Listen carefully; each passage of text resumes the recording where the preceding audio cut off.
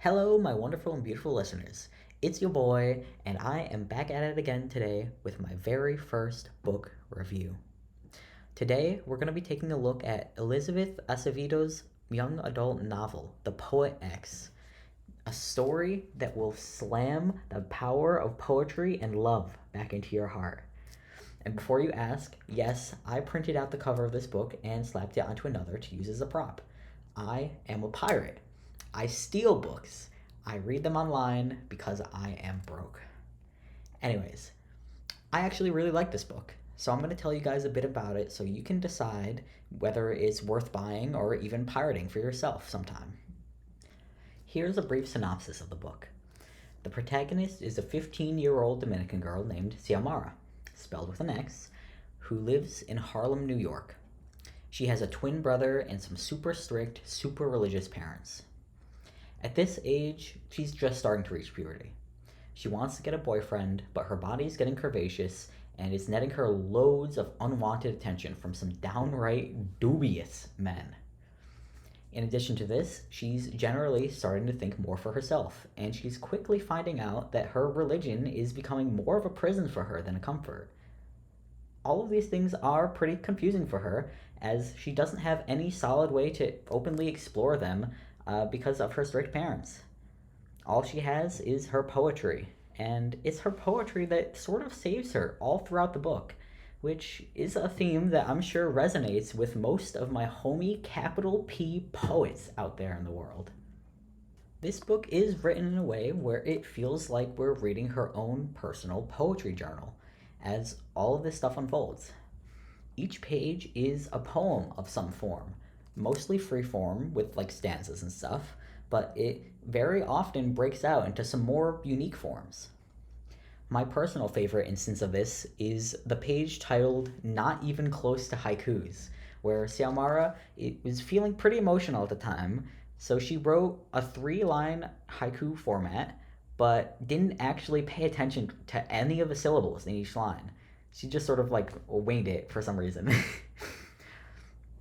I personally think that these short, easy to read pages of poetry are a really good aspect of the book. The structure is very distinct from other books, and it makes this book stand out as something fairly interesting. The shorter pages also take away from some of the pressure I usually feel when starting a longer novel, making this book really easy for someone like myself to get into. I can see why a book like this would often be used in high school classrooms, where students might very often not have a good attention span, and something like this would be better for them than like a longer novel. That being said, if you are a fan of longer novels with a bit more detail within each page, I can certainly see why this book might not be for you. In addition to this, if you are a poet and you're looking for something truly lyrical, then maybe this book might not be perfect for you either.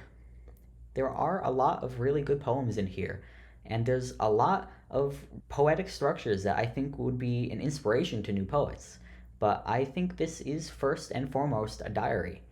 There are definitely pages in here where the poem feels more like a high schooler's diary entry than something like beautiful, if that makes sense. Quick edit just for clarification. Beautiful poems can be found throughout the book, so if that's what you're interested in, then The Poet X might still be worth a try. They're littered all throughout the book. Just don't go into it expecting it to be on every page. I do think if you are Hispanic, like Dominican, Puerto Rican, Haitian, stuff like that, then you might actually get a lot more out of this book than even I did. I was describing some of the more wild fights that Xiomara had with her mother to my Puerto Rican girlfriend, and she immediately asked me if her parents were Hispanic, unprompted, because apparently these fights were something of a shared experience that she experienced as a child as well. In addition to this, there are a lot of phrases and terms in Spanish that further makes this book just something that would make someone who grew up around this language feel a bit more seen. Overall, I really personally enjoyed this book. Here's my super cool, super awesome grading scale for how I rate books. Using this scale, I would probably rate this book an 8 out of 10.